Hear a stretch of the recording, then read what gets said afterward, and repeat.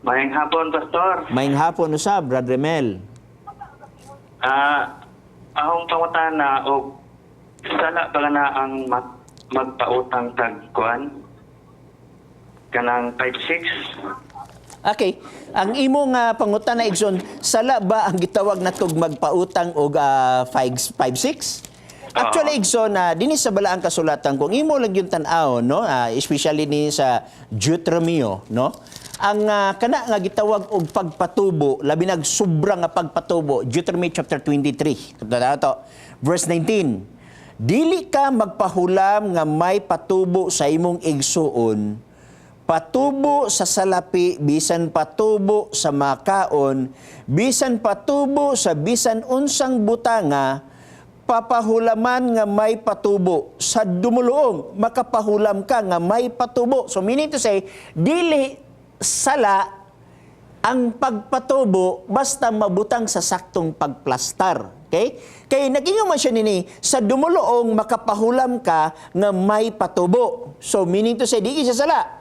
Apan sa imong igsuon, dili ka magpahulam nga may patubo aron magapanalangin kanimo si Jehova nga imong Dios sa tanan nga buluhaton sa imong mga kamot sa ibabaw sa yuta nga imong pagaadtuan sa pagpanag-iya niini. Now, ingani igsuon, kana nga pagpatubo nga sobra ka dako nga para sa atong igsuon, nagtambag ang Biblia, ayaw ana. Now, ato dasig sa mga kaigsuonan nga nagapatubo mao ni naamagoy mga kaigsuonan nga adunay ligosyon ni anak, dili man na siya sala kay namas bala ang kasulatan, no? Pero dapat ang mao nga ligosyo naasad sila gitawag nato for charity purposes. Ug ako nahibalo nga halos tanan nga ligosyo na sila charity purposes, no? Naglaan sila og pondo gikan sa ilang ginansya nga ilang itabang. Mao magani nga daghang karon mga dato nga humok kayo ang kasing-kasing, no? Imbis nga ang tao muutang para patubo, di pa gina sila magpautang. Muhatag sila og cash nga kanang gitawag nga dili sad ingon maapektuhan ang ilang ligosyo kay usahay na mga tao nga mapahimuslanon sad sa higayon tungod kay tan-aw nila sa Biblia, gamiton nilang Biblia aron ilaparo sa ubang mga dato nga kamo gapahula mo nga nagingon ang Biblia, so aduna say pag-abuso dinhi sa balaan nga kasulatan. Mao magani nga daghan karon nga mga dato nga wala na magpautang pero naghatag og charitable purposes, no? Naghatag og salapi pero ayaw na sad pagpalabi nga moingon nga kagamay aning gihatag sa ko. May gani kay natagaan ta pero dili sad pwede nga ang ilang ligosyo atong apektahan. So ingani nga mga punto. Dili sala ang pagpatubo igsuon, especially didto na sa gitawag nato og mga hintil matabo. Sa kaigsuonan, labi anang naglisod, nagsakit, na aksidente, dili naman angay tingali nga kita mo panghulam sa ako aron tubuan no dili naa na sila'y idunol, no? Dili man ingon nga dako maigo rasad na sa ilang nga kapasidad ug di man sad pwede nga ang tanan nga kapital pati kapital sa kon ihatag ana dili sad na siya pwede.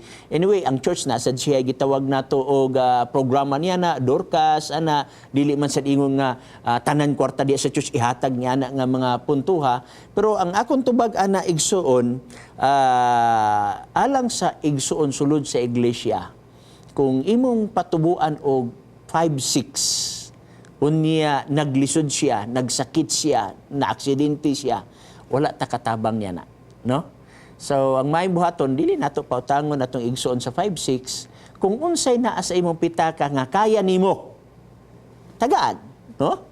Tagaan alang sa imo nga kaya, dili ingon nga hangtod mga apektuhan ang ligosyo kay ang ligosyo is ligosyo magina unsa naman sa imong iruling sa panahon nga sa future, no? So sa Biblia igsoon nagingon dili ka magpahulam nga may patubo sa imong igsoon, patubo sa salapi, bisan patubo sa makaon, bisan patubo sa bisan unsang butanga, pahulaman nga may patubo. Pero kung mingon nga igsoon, pahulamar ko anak kay akong iligosyo, lahi na sa na istorya. Kay ligosyo naman na siya. Pero kung aksidente, nagsakit, I don't think so nga angay na to patubuan ng atong igsoon nga manghulam nga naay na sakit.